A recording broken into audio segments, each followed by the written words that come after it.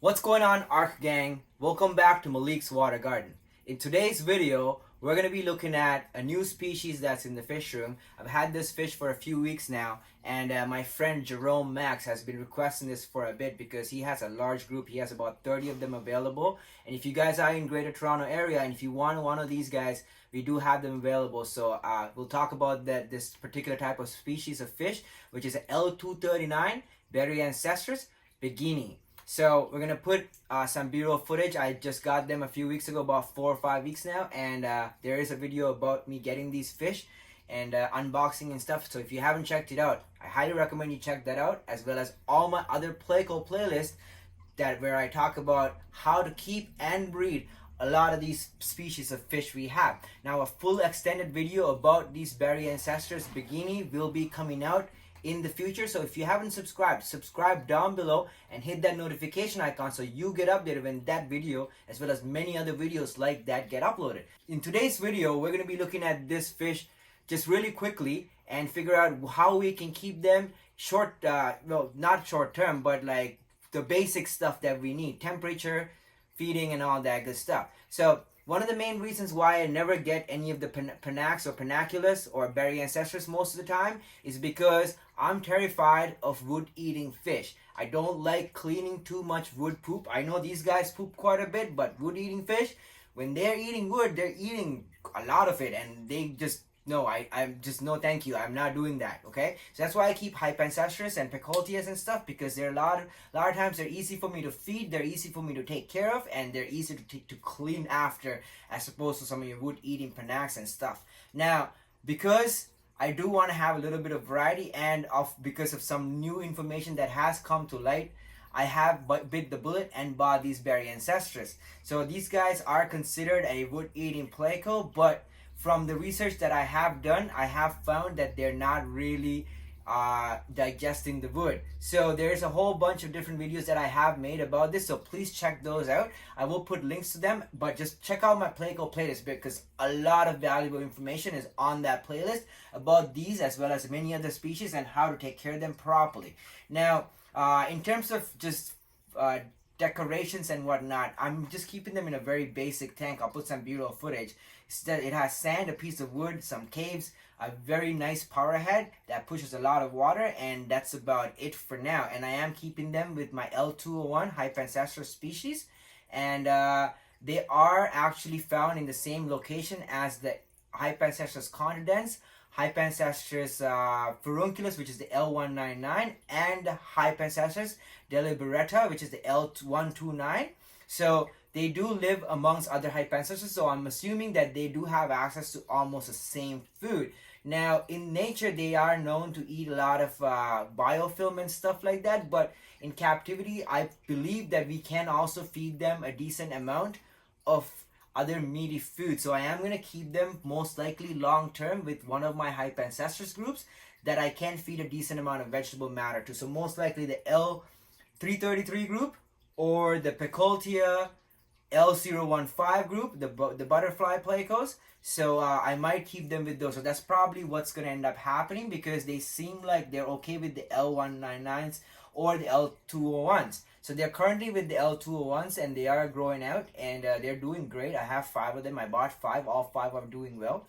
They are eating. I am feeding them a variety of food, and we will look at that in detail in the care and maintenance video, which is going to come out soon. Now, this is just going to be a quick look at these guys, which is basically what I can do at this point, because I don't have a lot of information on them. I do know that they like to be on the warmer side of things, which is about 78 degrees Fahrenheit to about 84 degrees, which is between 26 degrees Celsius and 29 degrees Celsius. So basically about the same temperature range as most of your other fish, and they do like a little bit of flow, and they like clean environment with low nitrates, because they do come from a river with decent amount of flow going through it. So those things are basically a must, and from the readings that I have done so far, what I have found is that they live in a rocky outcrop area with a lot of like rocks and boulders and slate and stuff. So there's not a lot going on in that area except rocks and boulders. So if you can add some, structure like that, that would probably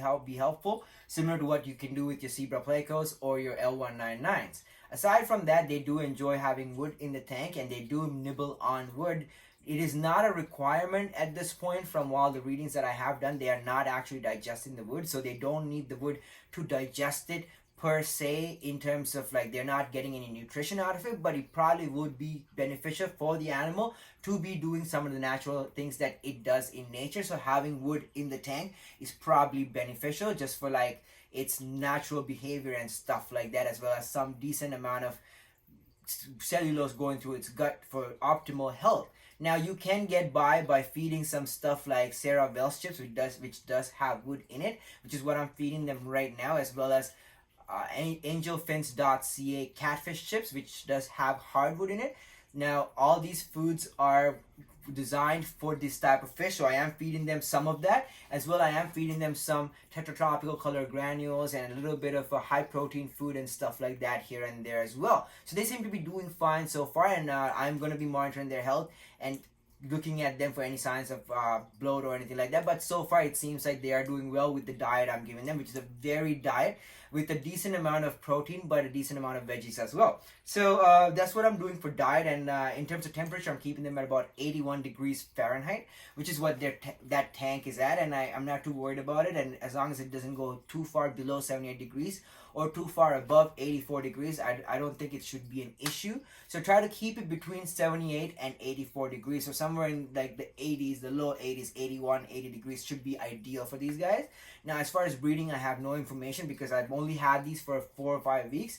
But I do know that they have been successfully spawned, as far as I think I remember reading that somewhere, so I'm not 100% sure, so don't quote me on that. I might have to retract that statement, but I believe that they have been spawned successfully in captivity. Now, if they haven't spawned successfully in captivity, I probably would be one of the first people to spawn them, because ironically, I cannot keep a fish that I cannot spawn. I'm blessed like that. So, and everybody wants to know what my secret is, and the secret is water changes. Lots and lots and lots of fresh water. Flush the water through as much as you can. These animals live in rivers, a lot of these Plecos and stuff like that, and a lot of water flows through them. And the more water you can get through that system, in and out, the better it is for the animals. So lots and lots and lots of water changes is my secret. That's what I do. I don't know if it's going to work for you, but in my case, it has worked for the last 37 years. And I love changing water for this one simple fact, because my animals spawn when I do water changes.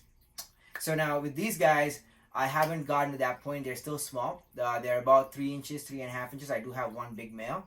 They're very beautiful. I am going to put you guys, give you guys some B-roll footage so you can see. Also behind me in this tank, I moved my CW027-Corridorus.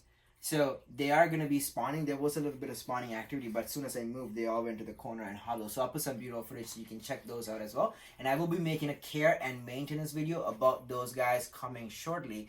And as soon as I have a spawn, I will update you guys. So subscribe if you haven't. Now for the L129s, L239s, I really don't have much more that I can add to them, aside from the fact that they do prefer nibbling on wood and stuff like that, and we have found now that their gut bacteria does not allow them to digest food, so it's just a means to an end. It's just getting food into the digestive tract.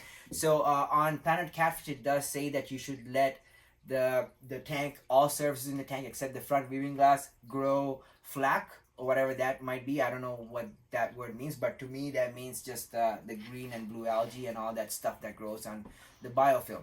So let biofilm grow on all your surfaces except your front viewing glass. I personally don't clean any of these glasses, so if it grows up in the front too, great, you know, so they have more food. So aside from that, there's not much I can add to this video. So I will make a more updated video about these guys once I do have more information. I just don't want to give you guys information that I don't have, so I don't want to make up stuff.